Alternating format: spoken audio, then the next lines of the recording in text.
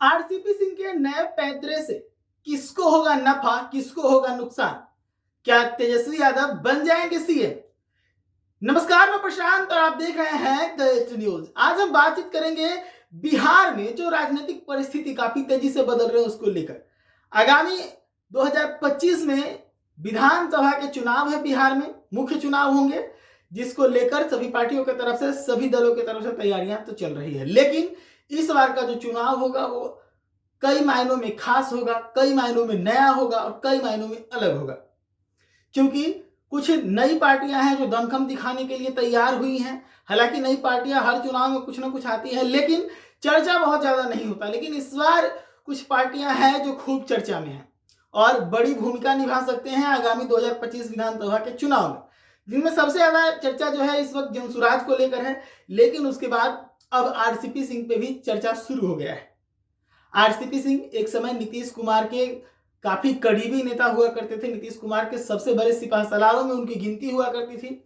लेकिन एनडीए की सरकार में नीतीश कुमार की थोड़ी सी नाराजगी चल रही थी नरेंद्र मोदी के साथ, और उस दरमियान आरसीपी सिंह नीतीश कुमार के मर्जी के बगैर एनडीए के मंत्री के तौर पर एनडीए से चुने गए थे।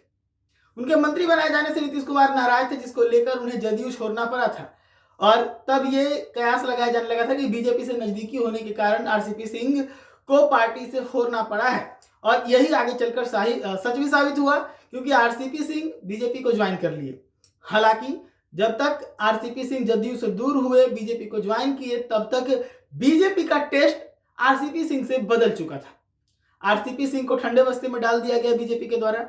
अब ऐसे में आरसीपी सिंह की जो राजनीतिक जीवन है वो ढलने लग गई थी, यानी कि ऐसा लगने लगा था कि राजनीति से धीरे धीरे आरसीपी सिंह बाहर हो रहे हैं। ऐसे में आरसीपी सिंह ने अपनी मौजूदगी दिखाने को लेकर एक नया पैंतरा खेला है। नया पैंतरा है, उन्होंने अपनी नई पार्टी बनाई है। नई पार्टी का नाम है आशा, यानी आप सबकी आवाज। और नई पार्टी के साथ आगामी जो 2025 का विधानसभा चुनाव है उसके कई सीटों पर वो चुनाव लड़ेंगे, और जब चुनाव लड़ेंगे तो इसका परिणाम क्या होगा, इस चीज को समझिए। आरसीपी सिंह नीतीश कुमार के करीबी रहे हैं। नीतीश कुमार भी कुर्मी है, आरसीपी सिंह भी कुर्मी है। ऐसे में जो कैंडिडेट्स खड़े किए जाएंगे आरसीपी सिंह के द्वारा, अगर जात के समीकरण को जोड़कर देखा जाएगा तब नीतीश कुमार को तगड़ा नुकसान होने वाला है।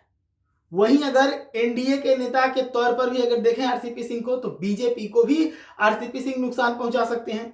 यानी कि आरसीपी सिंह की मौजूदगी से एनडीए के लिए जो है खतरा वो काफी बढ़ने वाला है।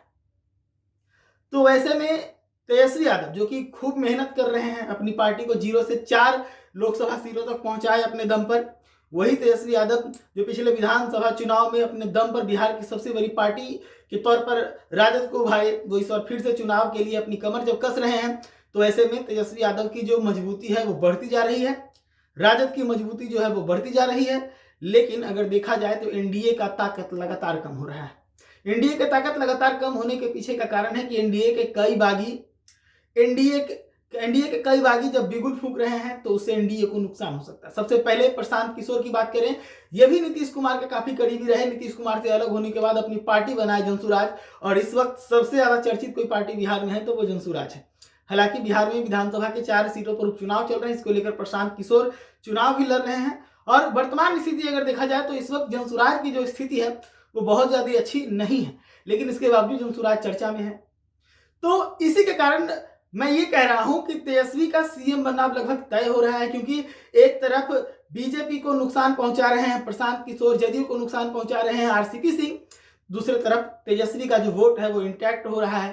तेजस्वी ने नया समीकरण भी साधना शुरू किया है। जो मुस्लिम वोट बैंक बिखरा था उसको एकजुट करने का उन्होंने प्रयास भी किया है, हिना साहब को साथ मिलाकर। इसके साथ ही MY समीकरण के साथ साथ कुशवाहा को जोड़कर चल रहे हैं।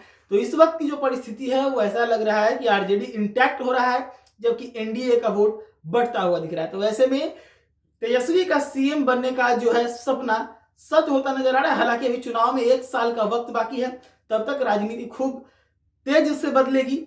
हो सकता है कि तेजस्वी अचानक से गर्दिश में चले जाए, या हो सकता है तेजस्वी इतने मजबूत हो जाए कि एनडीए उनको टक्कर भी ना दे पाए। लेकिन इस वक्त की जो स्थिति है वो ये बता रहा है कि एनडीए के जो लकड़ी है उसमें जो है अब घुन लग चुका है, यानी कि अब एनडीए का लकड़ी यानी कि एनडीए की जो ताकत है वो कम नहीं लगी। ऐसे तमाम खबरों के लिए जुड़े रहिए देश न्यूज़ के साथ। धन्यवाद।